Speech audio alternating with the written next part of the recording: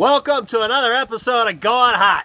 Today we'll be shooting the SIG 1911 full size. Going Hot!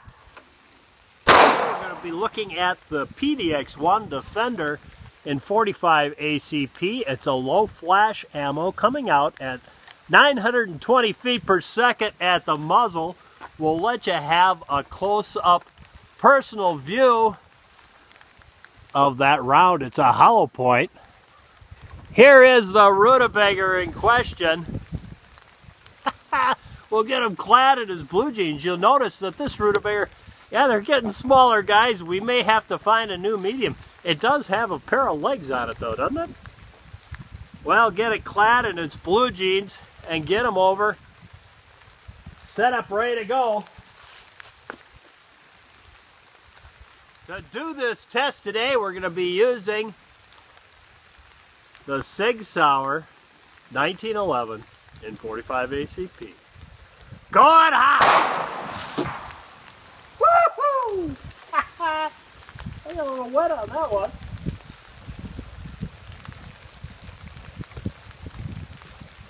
Yeah, I got a little wet on that one, but it's not like it's a beautiful day way up north near the Canadian border. Now it's almost freezing. And yet it's raining. You can't beat that. Well, there we go. I think that did the job of the rutabaga. Let's look at the entry wound. There he is. And the exit. Right there. Let's see if we can reclaim that bullet to see how expanded, then get Mr. Holster back to the shop for some of Jack's cocoa.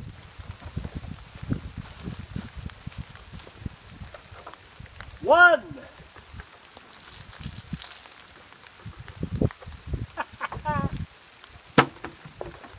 Two. Whoa. Nah, I missed two. Here's two. Blew it right off the table. That's actually one. That's two. And I do think we'll find it. Yep, there it is. Number 3. And I know this is going to be cold. Woohoo! And there you go.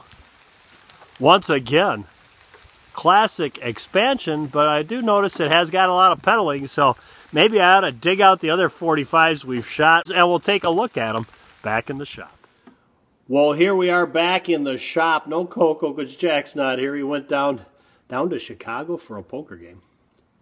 So I made myself a little green tea. Well, you know. To the sunny slopes of long ago.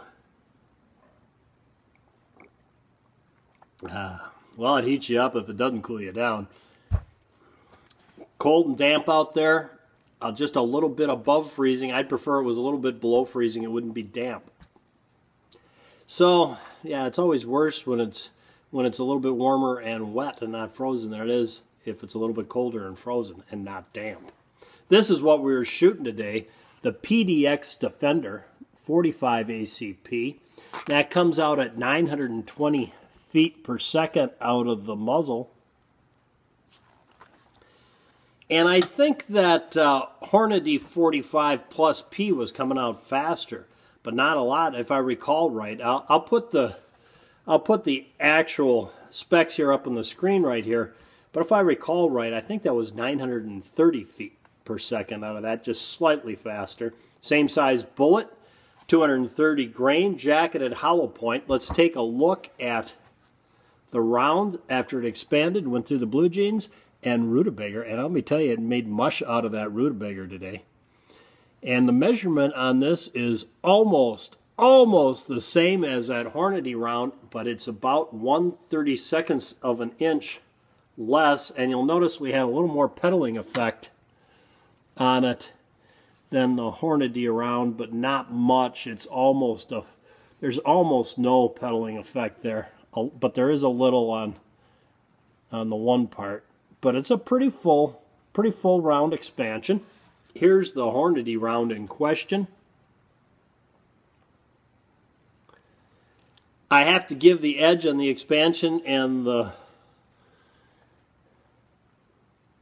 I think they both retained everything. I don't think they lost anything, so you know, the bullet weight's the same. Interesting, though, I'll just show you this. The Hornady round is a full metal jacket, where the PDX1 has no bottom on it.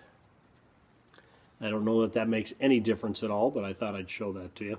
So yeah, just a little less expansion with this, but it did a fantastic job in that rutabaga.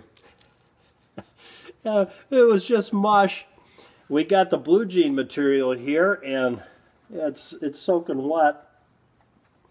There's your entrance wound, if you want to call it a wound, entry point, and here's the exit point. So definitely expanded. Put that in the circular file. Definitely expanded when it hit that rutabaga, and made it into 3 water jugs, the same as the Hornady round. You know, pretty comparable here too. I would probably give it to the Hornady just because of the price on it is, yeah, it's less expensive than that PDX1, but you can't complain about the performance on either one. They'd get the job done for whatever you needed to do. So there you go, guys. Thanks for tuning in this week to Goin' Hot. I hope I hear from Jack. He said he was going to call, so we're keeping our fingers crossed. Yeah.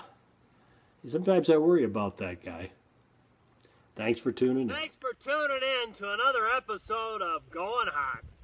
Till next time, from Mr. Holster and Jack, go out and stay safe. Here's the rest of that rutabaga, or what's left of them. Ah, the good. They die so young. Ha ha!